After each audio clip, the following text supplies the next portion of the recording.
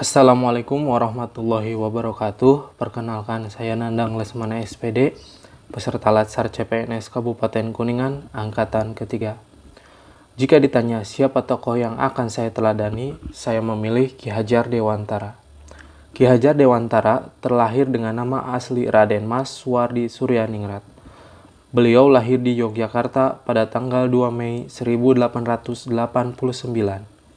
Atas jasa dan pengorbanan beliau di dunia pendidikan, tanggal kelahirannya, yaitu 2 Mei, ditetapkan sebagai Hari Pendidikan Nasional di Indonesia.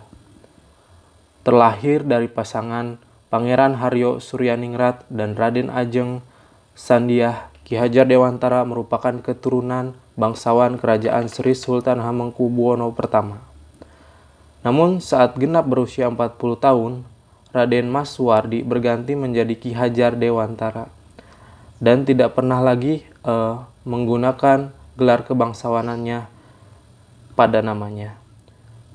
Ini bertujuan agar beliau lebih dekat dengan masyarakat baik secara fisik maupun hati.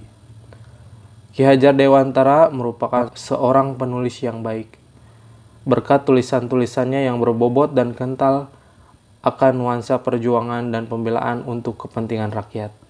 Terkadang tulisannya juga menyisipkan kritikan terhadap kebijakan pemerintah Belanda.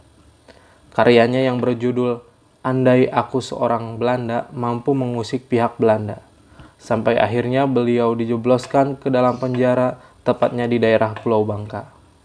Selain diasingkan di Pulau Bangka, Ki Hajar Dewantara juga pernah diasingkan hingga ke Belanda.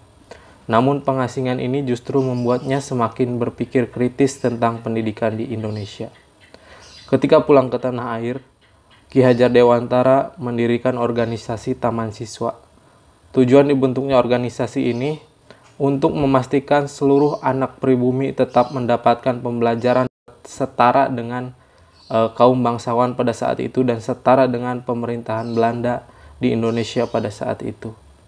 Ada semboyan yang terkenal dari Ki Hajar Dewantara, yaitu Ingar Sosung Tulodo, Ing Madya Mangun Karso Tutwuri Handayani. Seperti kita ketahui, semboyan Tutwuri Handayani ini pun menjadi slogan di Kementerian Pendidikan Indonesia hingga saat ini.